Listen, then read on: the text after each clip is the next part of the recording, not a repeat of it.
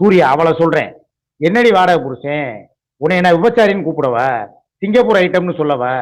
வாயை உடச்சு விட்டுருவேன். இனிமே என்னை வாடகை புருஷன் சொன்னா வாயை உடைச்சிருவேன். இல்லடா விட்டுரு என்னைய. எதுக்கு என்னைய கூட வச்சுக்கிட்டு என்னையவே கேவலப்படுத்தி வாடகை புருஷன் சொல்லி என்னை அவமானப்படுத்தி, முந்திதான் நீ இப்படி பேசுன, நானும் சரி சரின்ட்டு போனா போதுன்னு விட்டுக்கிட்டே இருந்தேன். இப்ப எனக்குன்னு சொல்லி என்னுடைய தங்கச்சிங்க இருக்காங்க, என்னுடைய மாப்பிள்ளைங்க இருக்காங்க, என்னோட நலம் விரும்பிகள் இருக்காங்க. இவ்வளவு பேரை வச்சுக்கிட்டு நீ என்னைய உட்கார வீட்டுக்குள்ள உட்கார, உன்னைய ஒரு ஊர் விட்டு ஊர் வந்து உன்னைய கூப்பிட்டு மதுரைக்குள்ள உட்கார வச்சு சோறு போடுறதுக்கு என்னையவே வாடகை புருஷன், என்னையவே கள்ளக்காதலன், என்னையவே திருட்டு புருஷன், இந்த பேச்செல்லாம் பேசி இவங்க நீ பேசுறதும் இல்லாம எல்லா பேரும் என்னைய வந்து கமெண்ட்லையும் போடுறாங்க. அதே மாதிரி வாடகை புருஷன் போடுறாங்க.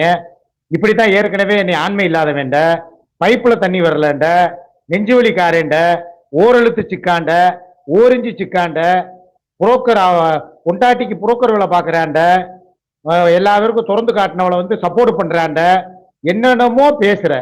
உன் வாய் திருப்பி உன்னை பதிலுக்கு ஒண்ணு பேசுனா உன்னால தாங்க முடியுமா? இல்ல எனக்கு கேட்கறதுக்கு உன்னை பார்த்து கேட்க உன் கேள்வி இல்லைன்னு நினைக்கிறியா? 1000 தான் நீ வந்து இங்க வர இப்ப நல்லவளா மாறினாலும் நீயும் ஒரு காலத்துல வந்து ஒரு தப்பு பண்ண ஒரு எச்சக்கலை நாய் தான். இன்னைக்கு என்னமோ வந்துகிட்டு உட்காந்துக்கிட்டு நான் நல்லவ, நான் யோக்கியமானவ அப்படின்னா நீ உன் யோக்கியம் எதுல இருக்கு? பணத்துல இருக்கு.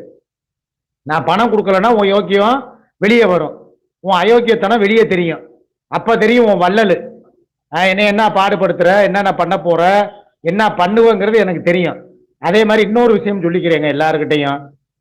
எங்களுடைய நட்பு, எங்களுடைய காதல், எங்களுடைய இந்த வாழ்க்கை, சூர்யாவும் நானும் சேர்ந்து வாழ்ற வாழ்க்கை நிரந்தரமானது கிடையாது. இது எப்ப வேணாலும் பிரிவுல முடியும். காரணம் என்னன்னா, முந்திலாம் வந்து எப்பயாவது ஒரு சண்டை வரும். இப்ப என்னடான்னா எப்ப பார்த்தாலும் சண்டை, நிமிஷத்துக்கு நிமிஷம் ஒரு சண்டை. காலையில் அப்படிதான் உட்காந்து ஒரு வீடியோ எடுத்துக்கிட்டு இருக்கேன். தேனை எடுத்து பிரிட்ஜில் இருந்து எடுத்து காட்டுறேன். இது ஒரிஜினல் தேனு, இது வந்து ஃபேக்கு, இது மண்டபத்தில் தயார் பண்ணியிருக்காங்க, இது ஒரிஜினல் மலைத்தேனுன்னு சொல்லி காட்டிக்கிட்டு இருக்கேன். எடுத்து நக்குனவ அவன் நக்கிட்டு போக வேண்டியதானே. எனக்கு ஏற்கனவே சுகர் இருக்கு, என்கிட்ட வந்து தேன் எடுத்து வாயில வைக்கிறேன்னு சொல்லி மூக்குல விடுறான் வெண்ண மக. அது பார்த்தா அந்த இடத்துல மீசை கிட்ட படுது, பட்டு முடி வெள்ளையாகி போயிட்டா என்ன பண்றது? அறிவு வேணாம். எப்ப பார்த்தாலும் திங்கிறத பூரா வந்து இந்த இப்படி நக்குறது, ஒரே புளிப்பு ரியாக்ஷன், எச்சக்கலை. எப்ப பாரு எது தின்னாலும், இப்ப நம்ம எல்லாம் இருக்கோம், ஒரு இனிப்பான பொருளை தின்னா என்ன செய்வோம்? அப்படி செய்வோம். ஒரு புளிப்புனா இப்படியும் டிஃபரெண்ட் இருக்குல்ல. எது தின்னாலும் புளிப்பு ரியாக்ஷன். மூஞ்சியை கொண்டு போய் கோழி சூட்டு மாதிரி வச்சுக்கிறது, புளித்த மாதிரி இருக்கான். அது இனிப்பு தேனு.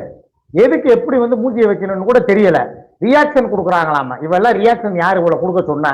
நான் கேட்கிறேன். வந்துட்டான்டா வேடன். உச்சா மாமா எனக்கு வாடகை